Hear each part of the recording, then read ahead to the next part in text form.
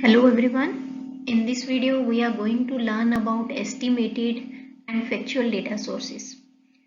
So it is very important to understand when the data sources represent a fact or when they represent a possible fact, or you can say that estimation. So through this video we will see the difference between factual data sources and estimated data sources.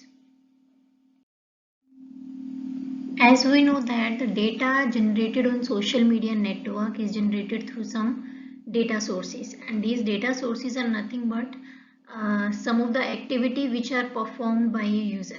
So if we will categorize the data sources on social media network, then we can classify it as a estimated and a factual data sources. So as we know that on the social media network there can be a two type of post. One is a organic post and second is a paid post. So whenever we go for the paid posts or the content promotion, then we come across many estimated data sources. So if we'll see the different estimated metrics which are associated with estimated data sources, then we will come to know that views, impression and reach are these such estimated metrics which gives you a estimated value, because views, impression and reach, all these metrics give us a not actual data but a possible fact it represent. So reach is nothing but the total number of people who see your content, whereas the impressions gives you a value which shows that the number of times your content is displayed to the user. It doesn't matter that whether the user has clicked on it or not clicked on it, but somehow all these metrics gives us some information which can be used for the analysis of social media network, and these metrics having a potential to see that how much the quality a particular content having. These estimated metrics play a very significant role while we are doing the social media analysis, because it represents the distribution potential of a certain network.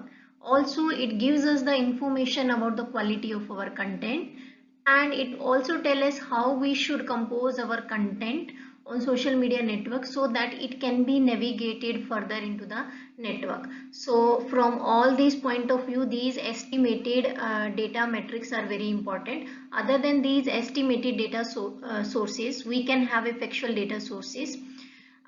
So these factual data sources gives us a reliable data or gives us a fact. So these metrics includes the interaction which is performed by a user on a social media network. So these interaction is nothing but the likes, comment and share or clicks performed by a user. So all these metrics gives us a factual data which can be considered during the social media network analysis. So usually the impression, reach and views do not having a much value, because all these are estimated metrics, unless until we have a good amount of interaction in a network. So from analysis point of view, these two, estimated as well as the factual estimation, both the things play a very significant role.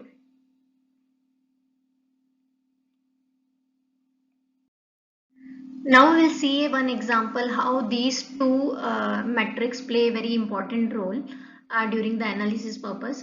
For example, we are considering a 2 days of content promotion where day 1 gives us a 500 impression and 30 conversations, and the result of day 2 is we are getting 500 impressions and 50 conversation. So on both the day 500 times the content is displayed to a user. We are not considering that whether the user has clicked or not clicked, but it is displayed to the user 500 times. So on both the day we have advertised our content to the user 500 times, and out of that in day 1 30 conversation or interaction, you can say that, carried out by user. In day 2 50 conversation is carried out by user. So clearly we can see that in day 2 we are getting a good amount of data, we are getting a good amount of interaction.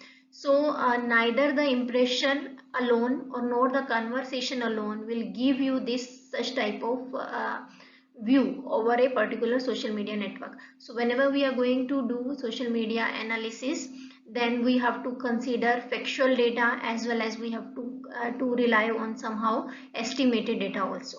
So this is all about the estimated and factual data sources.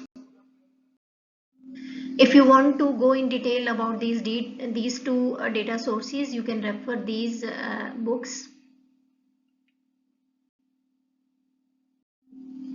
Thank you for watching this video.